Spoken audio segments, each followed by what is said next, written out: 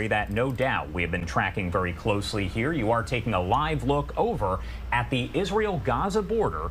Palestinian militants ambushed Israeli troops in a Gaza City neighborhood, killing at least 9 of them. The details provided by the Israeli military also saying that a 19-year-old staff sergeant from Ashkelon was killed in a separate incident in northern Gaza. We do have the photos that we're going to show you in a second provided by the Israeli government. First, I do want to bring in Lieutenant Colonel Peter Lerner with the Israel Defense Forces, a friend of the show, joining us now live to discuss this and the latest on the war itself. Thank you so much, as always, for taking the time to be here with us. Hi, Josh. First off, can you explain to me what we know so far about this ambush attack?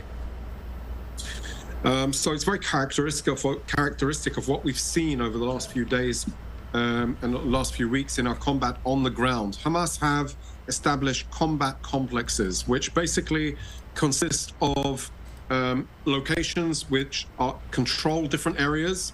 They are wired up with explosives. They have IEDs.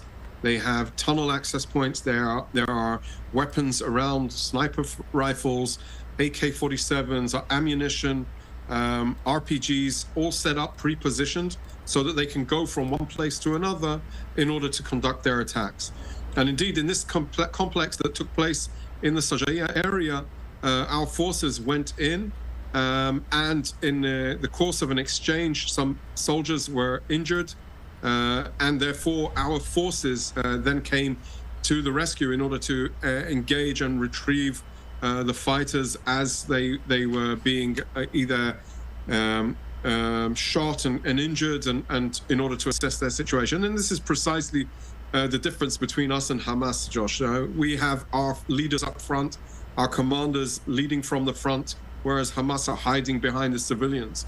In this incident, we've seen indeed the tragic loss of 9 soldiers, senior officers, colonels, lieutenant colonel, and indeed this is a serious tragedy for our forces.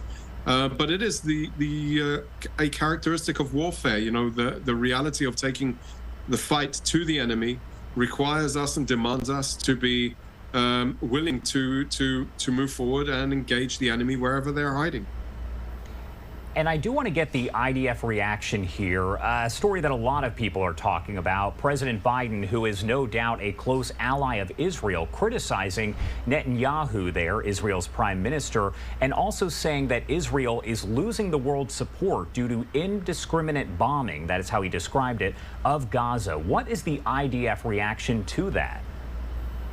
So we are very attentive to the administration and in our military-to-military channels that are open and ongoing, and I would say extensive and intimate.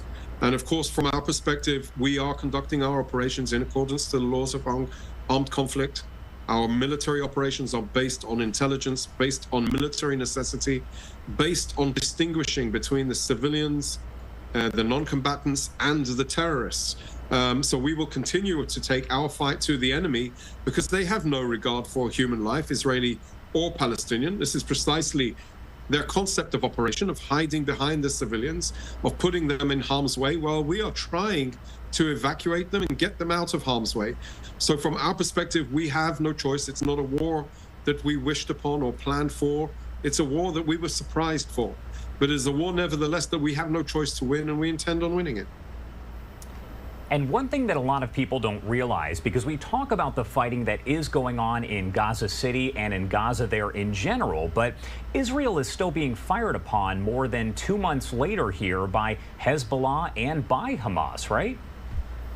Absolutely. Josh, the reality is one where we continue to face aggression from Hezbollah, who's been escalating on the border of Lebanon almost every day. They continue to fire rockets from southern Lebanon into Israel in deep contravention to the UN Security Council Resolution 1701 that stipulates that Hezbollah should not have any weapons, arms, or capabilities in the south of Lebanon. So there's a serious challenge, one that is concerning. We are on a defensive posture in the north, but indeed preempting and striking whatever threats emerge. We have evacuated the vast majority of the people living in a 5-kilometer radius from the border. Some 100,000 people have moved from their houses out of harm's way, because we are very, I would say, devoted in keeping our people out of harm's way. Unfortunately, our enemies do exactly the opposite. Indeed, we have seen that Hamas also in the south continue to fire rockets. I would say it's much more sporadic and less dense as it was in the preliminary stages of this war. So they are definitely finding it more difficult, but they still have these capabilities. Over 12,000 rockets have been fired at Israel. And we need to keep in mind that every single rocket that they are firing at us, launching at us from Gaza, is a war crime in itself, and they're all intended in killing Israelis. So we are, I would say, determined to defend ourselves and determined to attack Hamas wherever they are. What is one misconception you believe people across the world have about the war itself, as we are now more than 2 months into this war? The biggest challenge, I think, is for people to understand the nature of warfare and the nature of urban warfare, and in this case, the nature of urban warfare in Gaza. It's an unprecedented battleground. There has been, in the history of warfare, of counterterrorism specifically, there's never been a war fought in such dire situation against an enemy that has, in effect, become a governing authority. 16 years, they built their terrorist capabilities. They built a terrorist army. They built an arsenal of rockets, as we just talked about. They've developed their own weapons capabilities of explosive drones. And they have utilized the urban battleground to create and try and give them an advantage on the battleground, precisely because of our values, because we don't want civilians to be caught up in it, because we will try and alleviate and limit the civilian strife. This is, I think, it's not only a misconception, we're also judged on a completely different standard than anyone else in the world. And I think there is also another understanding that we also need to think about when talking about this type of conflict and this war in specific. All right.